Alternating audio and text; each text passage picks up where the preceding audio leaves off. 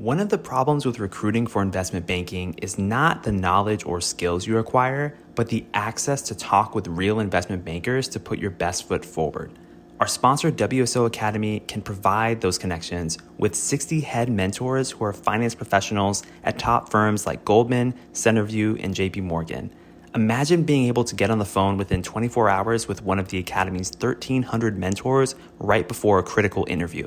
Get on the waitlist for WSO Academy today by clicking the link in the show notes or by visiting wallstreetoasis.com/academy.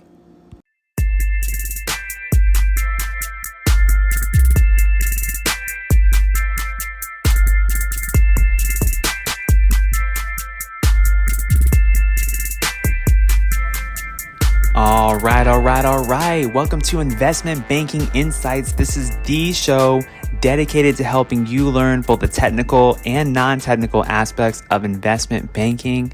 My name is Alex Mason and I am your host. Thank you so much for joining me today. I'm grateful that you're here. We're talking about investment banking and just breaking down question by question all the things that might be important to know as you're going about this process, whether you're already familiar with the finance industry or you're switching from a non-finance background like myself. I want you to be empowered with all the things you need to know. And today we're talking about behavioral questions that, are definitely fair game to be asked in an interview. And one such question, which I actually have been asked before already, is this: why not consulting? Why not consulting? Now, if you're not familiar with what consulting is, it's kind of there's a lot of types of consultants and consulting firms, but essentially you're being paid as an advisor to businesses. That's what consultants do. They go into a business, they analyze a problem, and they come up with solutions to the problem. I'm speaking in very broad terms right now, but that's essentially the gist of it.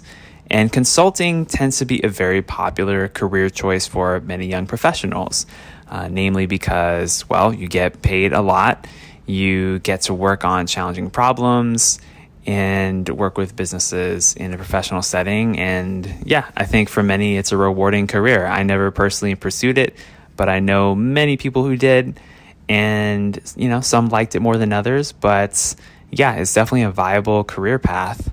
And a lot of young professionals out of the undergraduate level, especially at top tier colleges, as well as at the MBA level at top tier colleges, go into consulting or are seeking to go into consulting.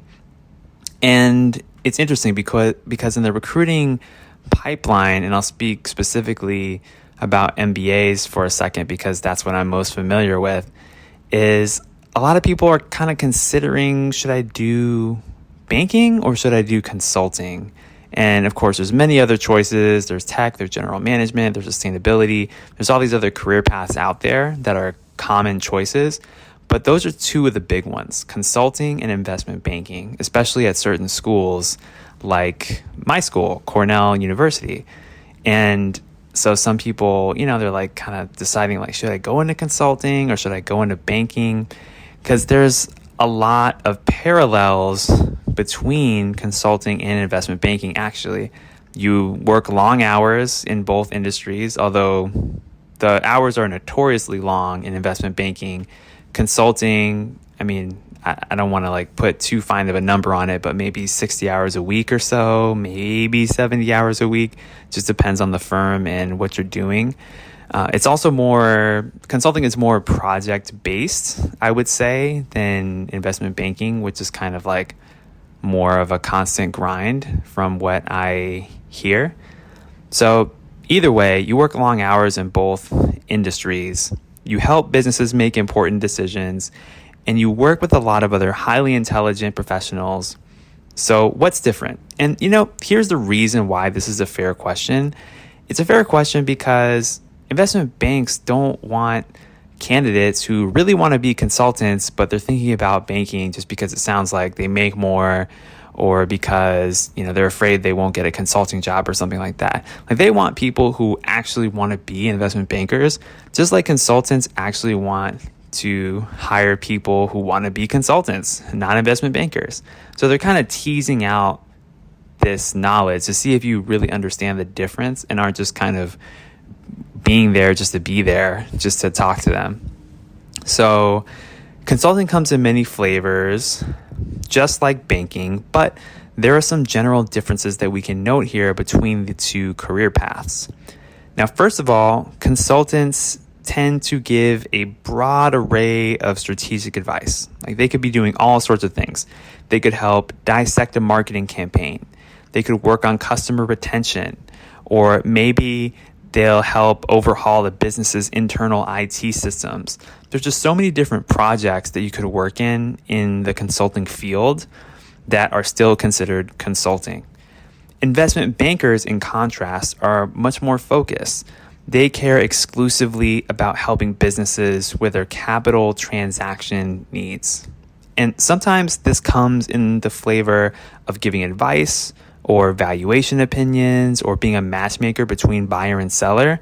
But it's all focused on financial transactions at the end of the day. And these transactions are of prime importance to a business. So a little bit different, definitely finance focused, whereas consulting, yeah, you can have some financial components of it, certainly, but you're focused mainly on like either strategy or management, some kind of direction in those areas. So it's a little bit different.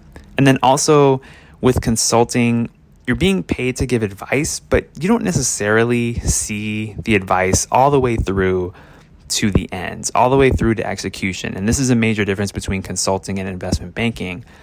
Is with consulting, you'll go in, you'll assess the situation, you'll form your team, you'll go on an engagement and work with a client for maybe many months, and then you'll give a bunch of recommendations based on what you find. And then it's up to the company to actually spend the attention, the time, the capital, and resources to go and implement whatever you suggest. But that's kind of it from your end. You move on to the next engagement. Whereas with investment banking, you get the satisfaction of seeing the deal completed. Like imagine being a banker where you're pitching a deal, you did all this research and you're like pitching this sell side deal, for example, and then your client says, yes, like let's go with this strategy. And then you find the buyer, you go through the process, you do all the due diligence, and then all of a sudden it's closing day. Boom, the deal happened. The buyer's happy, the seller's happy, your boss is happy, and you're happy because you just helped close a deal. Like there's a definitive end to it and something like concrete happened, and then you can move on to the next one. So I think that's a major difference there between investment banking and consulting. And if you like kind of that finality of completing the project and seeing it implemented specifically, then banking may be more attractive to you than consulting. Consulting, you definitely work on some amazing things and you create a bunch of ideas and strategic plans and frameworks and all these kinds of things. But as far as actually seeing something through to the end, like that may not happen depending on the type of engagement that you're working on. So that's kind of the difference between the two. And as far as from what I know with my limited experience, but I think there are some key things there that can help you answer this question. Why aren't you recruiting for consulting? And I think it's a good one to know. And like I mentioned, I've already been asked this one in my interview process so far. So there's definitely a question that's out there. So take note of it.